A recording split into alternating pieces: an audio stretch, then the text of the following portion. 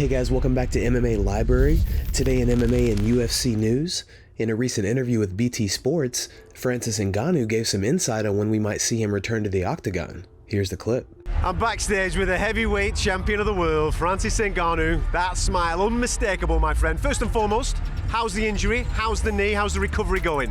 The recovery is going well, even though I still need more time, because I'm not here, so I'm gonna take some time to come back. But everything is going well. The surgery went well, the recovery is going well. The fans are going to ask, is there a time limit? Have you got an idea of when we might see you back in the octagon?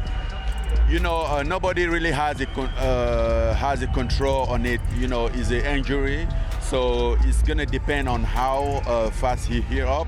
But personally, I'm very excited to be back in the gym. I'm getting fat, I'm getting bored, I'm like, I don't want to look like this. I never been like this, even when I wasn't fighting, I was training, and now I can't really do anything.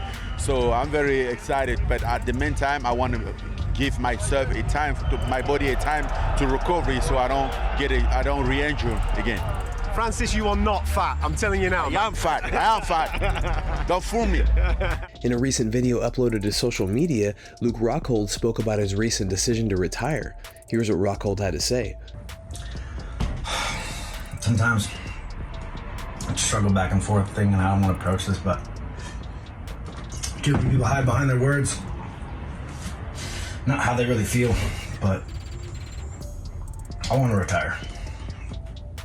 I want to work on life like I did fraction of my break, but I want to get my body together, get my health together. Health is wealth, ultimately, and my body's deteriorating, and fighting doesn't help that. So I want to get my body back, but I'll never close the door. Once I get my health fully back, I get my body where I want, and I can start performing and not hurting myself, maybe I'll make another run at this thing. 1, 2, 3 years down the line. I honestly feel like I'm only getting better. The way I'm treating my body, changing the game, take out alcohol out of your life, for the most part, considerably, at least, and see how far your life goes. Maybe try some mushrooms. What do you think about Rockhold's statement? Do you think we'll see him in the octagon again in the future? Let us know in the comments below. It's now less than a week until Nate Diaz will take on Khamzat Chimaev at UFC 279. Speaking on the BT Sports preview show, Dan Hardy had this to say about the fight. We're not expecting Nate to come in and dominate. We're not expecting him to come in and really be hugely competitive for most of the rounds. Well, at least I'm not, that's the truth. I expect Chimaev to come in and be wrestling dominant for probably the best part of 2 rounds. I think he will want to strike a little bit, but I also think he's going to want to wrestle and beat Nate up and try and cut him. That moment that we're waiting for, that later in the fight, 4th round, 5th round, when Chimaev is a little bit tired, Nate's still teeing off because he's got loads of gas in the tank. That's when we might see him start landing shots that actually mean something when it comes to TKOs. Or we might see Chimaev do what is natural to him and level change into a guillotine or a triangle or a rear naked choke. That's what we're watching for. We're also expecting Chimaev to look incredibly dominant, and this might be the last time we see Nate Diaz in the UFC. So there's a lot to prove in this one for Nate, and if there's one fighter on the roster that can turn that into a superpower, that can bring defiance and determination into the octagon and shock the world, it's probably Nate Diaz. In a recent interview at UFC Paris, George St Pierre had this to say about the potential trilogy between Kamaru Usman and Leon Edwards. Here's the clip. Kamaru was winning the fight, but made a crucial mistake that is unforgettable at this level. He zigged when he should have zagged, and credit to Leon Edwards. He did a beautiful setup. That was amazing, and he won the world title. And now they're going to have a rematch, hopefully, and we'll see. But things change. You never fight the same fighter twice. You can fight the same name twice, but you never fight the same fighter twice. Every fight leaves a scar. Could be for the best or for the worst.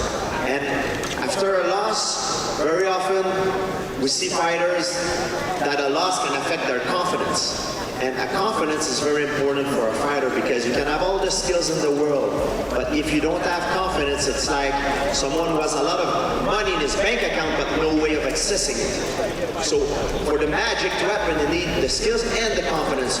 So we'll see how mentally strong is Kamaru Usman, and if he comes back and wins the title, I think he will add up to his legacy even more. So, but it's going to be a hell of a fight, a hell of a challenge. In a recent video, Daniel Cormier spoke about the possibility of a title fight in the future for Jorge Masvidal. Here's what DC had to say. You got to fight Gilbert Burns right now. You got to accept that fight. I don't know if you've been offered the fight. I don't know if the legal issues are keeping you from taking the fight, but Gilbert Burns is out there saying the fight's been offered. He's out there saying publicly that it's just on you now. I know Jorge Masvidal is a street dude from Miami and does not run from a fight, but if you want that title fight, you gotta fight Durinho right now, and you gotta win. You also gotta do one more thing. You gotta fight him before the Usman and Edwards rematch is announced, the trilogy. You gotta be going in the right direction, so that by the time the fight gets announced, if given the opportunity, you can capitalize on the chance, just like you did in the first title fight. What do you guys think about DC's comments? Will we see Jorge Masvidal in another title fight in the future? Yesterday we saw the UFC take place in Paris for the first time in history. In the co-main event, we saw Robert Whittaker beat Martin Vettori via unanimous decision. Here's what Whittaker had to say at the post-fight press conference. I think I let the feeling out process go on a little too long in the first round. Started a little slower than I probably would have liked, if in hindsight, but that's always the beauty of hindsight. And then after I gauged the space, controlled it, worked out his range, went to work. Now, yet again, you established yourself, obviously, after the win, back in the winning column and for contention. Now, what do you see for your future now? Well, I've got to get some revenge on some patisseries that were plaguing me all week. They're just teasing me. And then there's Christmas. But I hear there's rumours of an Australia card. I would love to fight in my backyard. And I think that's the next move for me. As for who I'm fighting, mate, I'm a fiend for progress. I want to go forward. I'm hunting that gold still. So I'm always going to be lurking around, just destroying whoever they put in front of me until I get a chance to gobble up that gold. Now, and final question for me. Seeing how you showed up tonight, now, how did you get back after the double losses against Adesanya and coming back and performing the way you did? I got back in the gym. The boys slapped me out of it. The coaches put me through some hard yards. And honestly, by the end of a camp, when I've given everything to the camp and the coaches have given everything to the camp, you have to fight. You want to fight, because otherwise all that work is for nothing. The main event saw the return of Ciryl Gane, who took on Tai Tuivasa in a scheduled 5-round war. Both fighters had their moments in the fight, with Tuivasa even knocking Gane down at one point. In the end, Gane was able to finish Tuivasa in round 3 via knockout. Here's what Gane had to say at the post-fight press conference. I feel really great. A little bit injury, but this is a part of my job. I'm so happy. I'm really happy. Happy to my victories, about the scenario, and also about the crowd. The fan home in Paris was really crazy. This is also a victory. Now we're gonna get back to the injury.